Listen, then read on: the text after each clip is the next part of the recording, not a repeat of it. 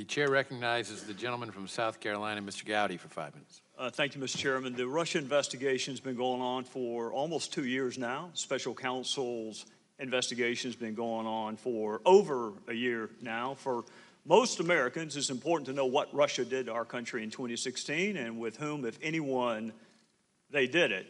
When a foreign state interferes with our democratic electoral process, it should be a chance of a lifetime for a law enforcement agent to investigate that, except apparently the one that was actually picked to investigate it.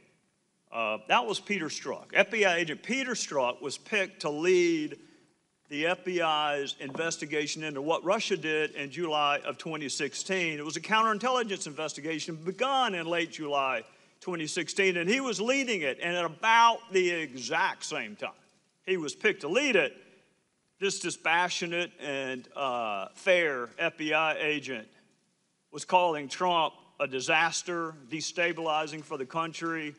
I'll leave out all the adjectives he used to describe that. I'll just go with disaster and destabilizing.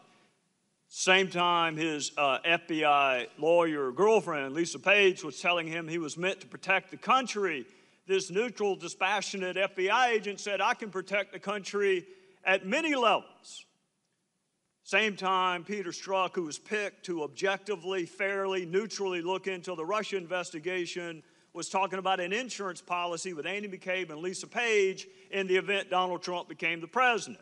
All of this was happening at the same time Peter Strzok said he could smell the Trump support in Southern Virginia.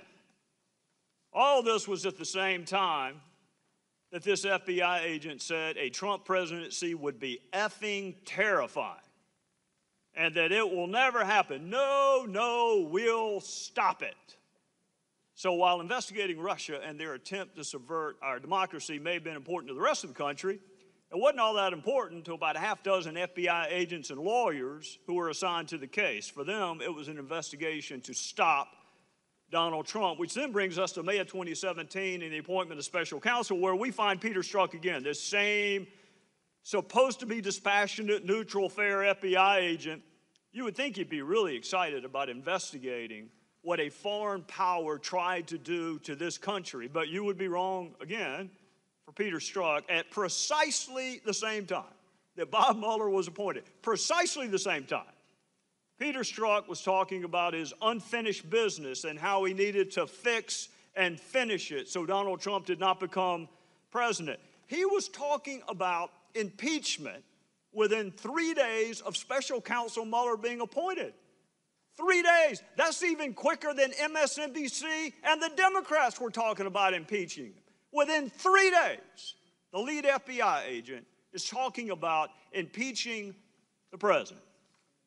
So this is where we are. We're 2 years into this investigation. We're a year and a half into the presidency. We're over a year into special counsel.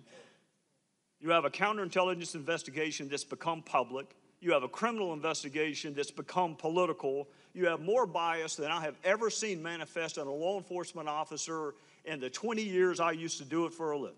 And 4 other DOJ employees who had manifest animus towards the person they were supposed to be neutrally and detachedly investigating. Democrats are using this investigation as a presumption of guilt, which I find astonishing, and in the long run for the health of this republic, I would encourage them to go back to the presumption of innocence that we used to hold sacred. There's a presumption of guilt. There's a desire by Democrat senators to fundraise off of your investigation. More than 60 Democrats have already voted to proceed with impeachment before Bob Mueller has found a single solitary damn thing.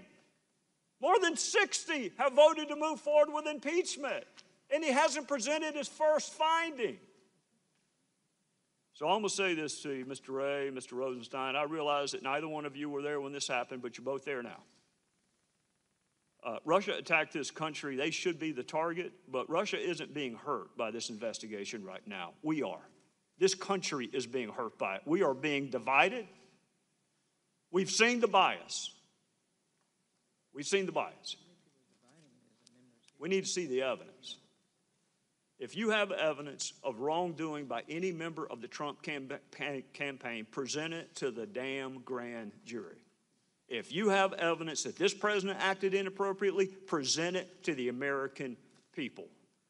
There's an old saying that justice delayed is justice denied. I think right now all of us are being denied.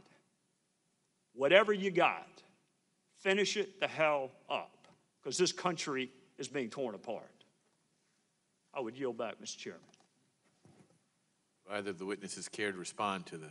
Well, I would simply respond, Ms. Gowdy. I certainly share your views about those text messages, and nobody is more offended than I about what's reflected in those messages. With regard to the investigation, I've heard the suggestions that we should just close the investigation. I think the best thing we can do is finish it appropriately and reach a conclusion. And I certainly agree with you, sir, that people should not jump to conclusions without seeing the evidence. I've been the victim of fake news attacks myself, so I'm sympathetic. I agree with you, sir, that there's been no allegation made by the Department of Justice or the special counsel other than what's reflected in those documents that are filed publicly, the charged folks. And nobody should draw any conclusions beyond those charges. The chair recognizes